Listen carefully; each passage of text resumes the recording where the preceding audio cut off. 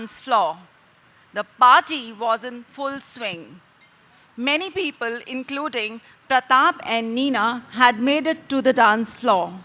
Simran joined them and introduced them to a special friend, Vinod. Simran and Vinod appeared to be the co hosts as they ensured that everyone was enjoying the party and then drifted to greet and mingle with the other guests. Soon, Gary and Tushita also got up to dance. Sapna and Mansa smiled at each other, enjoying the music. Not up to dancing, they preferred chatting with each other. Most people were on the dance floor. Laughter flew from all directions, and suddenly a conversation from a nearby table caught her and Sapna's attention. Sapna smiled, touching her lips with her forefinger. She said softly, "This is the best pastime, eavesdropping, and an interesting topic to overhear. Keep quiet, Mansa, and listen." Mansa turned to look at the adjoining table where three men and a woman sat. They all seemed a little older than herself and Sapna. The lady, whom the men called Sri, was saying, "Marriage as an institution has outlived its utility, yet we still stick to it. Any deviance from it is punished very strictly by society, and even stigma puts on the women." The man called Chadha said, "You are right, Sri. It's not fair when people travel so much and meet new people all the time. It's no big deal to get attracted to another person after marriage."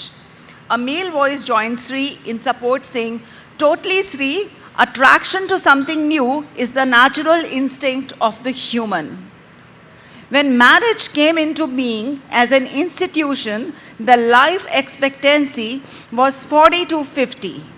Today, people live up to 90, and spending over 60 years of life with the same person is not easy by any account. Now, it was Sri's turn to stare at the man who had uttered this statement. The poor fellow was probably her husband, for she screamed, "Are you tired of me? Tell me." And the man, shocked at her outburst, cajoled her, "But darling, I was only supporting your premise." Sapna and Mansa looked at each other and smiled at Sri's outburst. There was another person at the table who everyone referred to as Brigadier. He smirked and said, "Sri, whether you like it or not, I dream that 10 years from now I would want to settle in the Caribbean with a local beauty." To this, Sri retorted sardonically, "Yeah, I must share this good news with your wife Chandra first thing in the morning. By the way, why hasn't she come to the party?" "You want me to be honest?" Brigadier parried.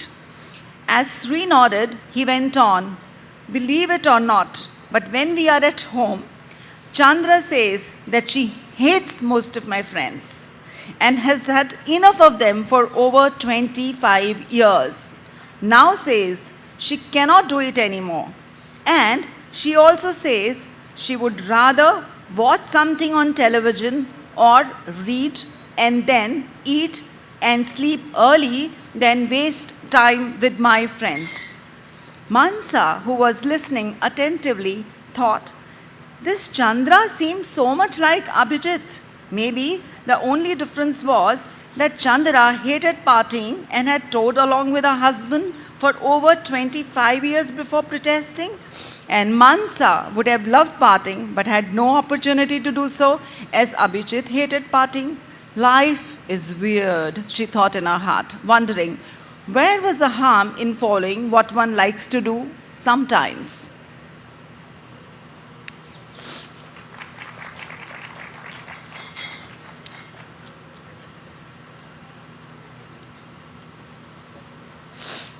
So I think this makes fairly clear what the book is going to be all about.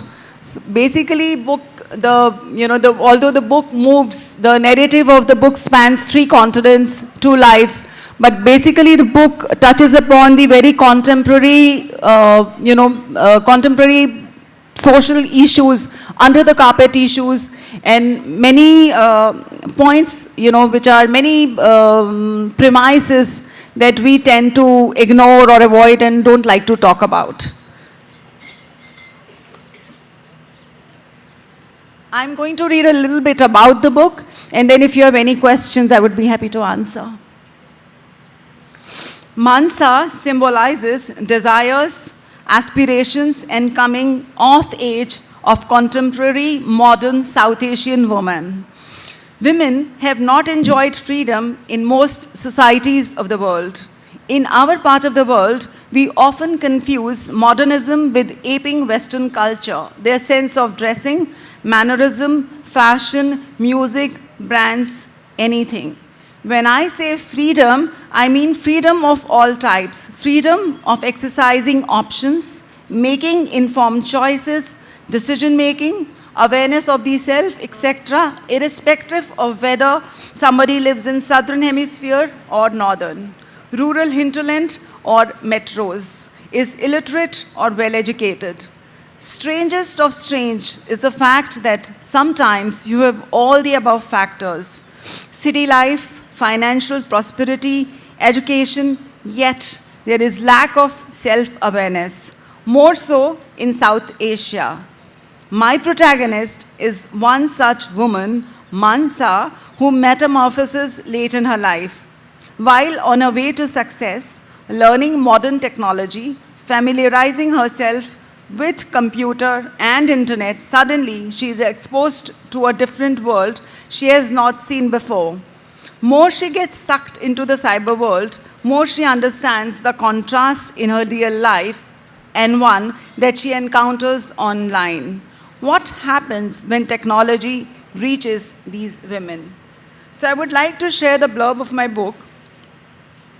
Mansa has the perfect family life: a husband, 2 daughters, and a big house. But she feels that something is missing. She decides to step out and seek a career.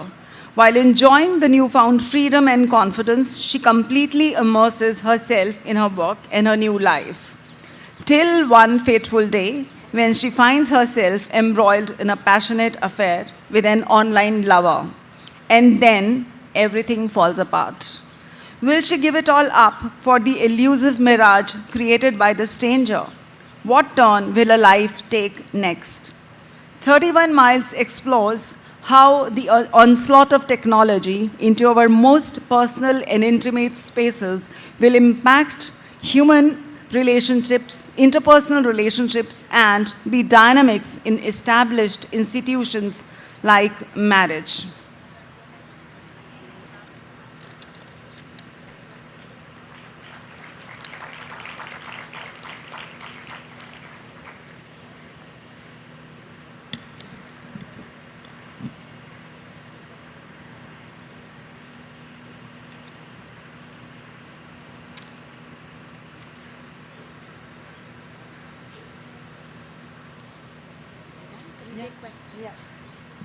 Questions and answers. Do we have any questions for Vinita?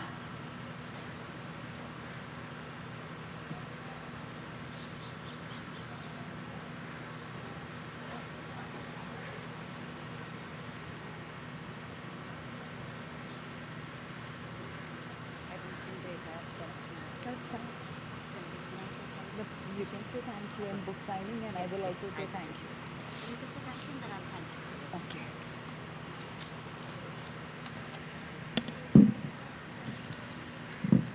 So I would like to say thanks to you all for giving me this patient hearing.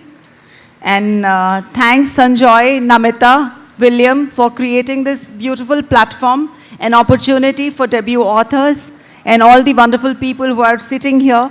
Thanks JLF, thanks Z, and thanks Nandana for releasing my book. And thanks for your precious time and for being here with me. Thank you. Thank you everyone. Thanks. We would like to thank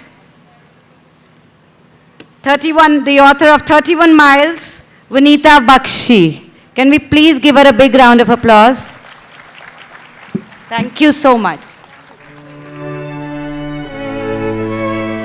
Vinita will be signing her books, which is right here on your side, and you can even grab your copies from the bookstore.